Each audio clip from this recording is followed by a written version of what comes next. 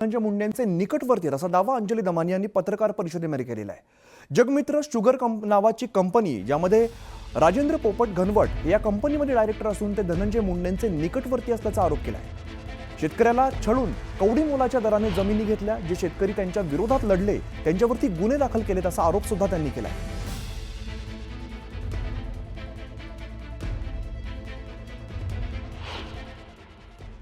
की राजकारण्यांना हाताशी धरून हे बिल्डर्स अशा सगळ्या असंख्य शेतकऱ्यांच्या जमिनी लाटल्या जातात, त्यांना कवडी मोलाची किंमत सुद्धा दिली जात नाही आणि जो त्यांच्या विरुद्ध लढतो त्या सगळ्यांवर खोटे गुन्हे दाखल करून त्यांना जेरीला आणलं जातं की कोणाच्या ताकद उरत नाही की या सगळ्यांना कुठेतरी त्यांनी उत्तर द्यावं।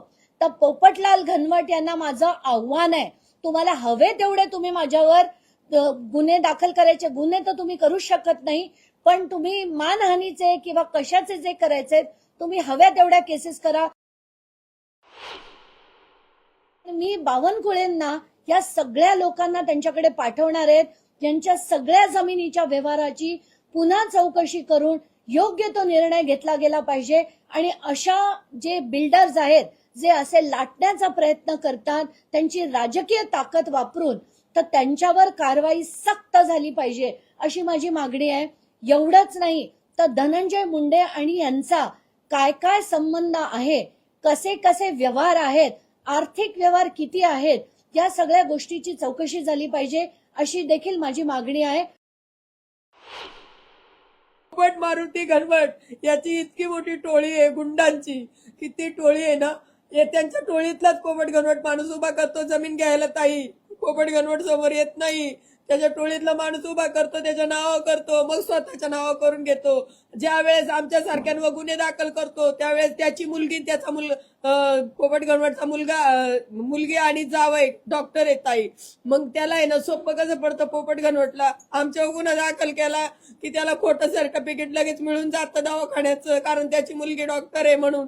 आणि असं आहे ना, असं सगळं इतका अन्याय चालू आहे ताई, खरंच याचं आहे ना शासनाने लवकर चौकशी करावं ना, आम्हाला लवकर न्याय द्यावा, नाही तर आम्हाला फाशी तरी द्यावा सरकारने।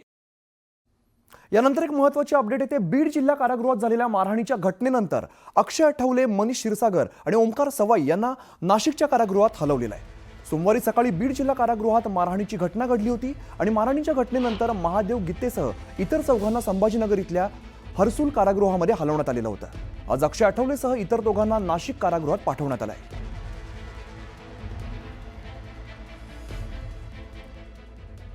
तर इकडे कळंब शहरातील द्वारका नगरीमधील मनीषा बिडवे या खून प्रकरणात अखेर 2 आरोपींवरती गुन्हा दाखल केलेला आहे। या हत्या प्रकरणातील मुख्य आरोपी रामेश्वर उर्फ राम्या भोसलेला पोलिसांनी अटक केली आहे। कळंबपासून 10 किलोमीटरवरती पोलिसांनी राम्या भोसलेला अटक केली।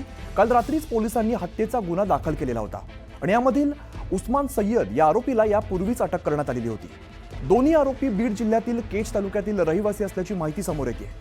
काल याच प्रकरणात अंजली दमानिया यांनी संतोष देशमुख हत्या प्रकरणाशी महिलेचा संबंध जोडत आरोप केलेला होता।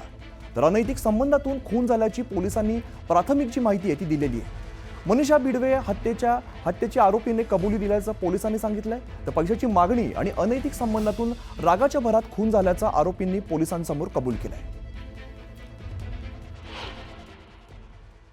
सदर घटना ही पैशाची मागणी अनैतिक संबंधवरून घडलेला आहे आणि रागात आरोपीने ती महिलेची मर्डर केलेली आहे।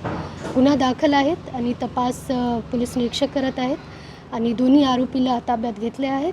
आरोपींनी कबुली दिली आहेत घटना केल्याबद्दल। तर संतोष देशमुखांचे बंधू धनंजय देशमुख आज कळंबमधील पोलीस स्टेशनला भेट देणार आहेत। मयत महिला मनीषा बिडवे यांच्या खून आणि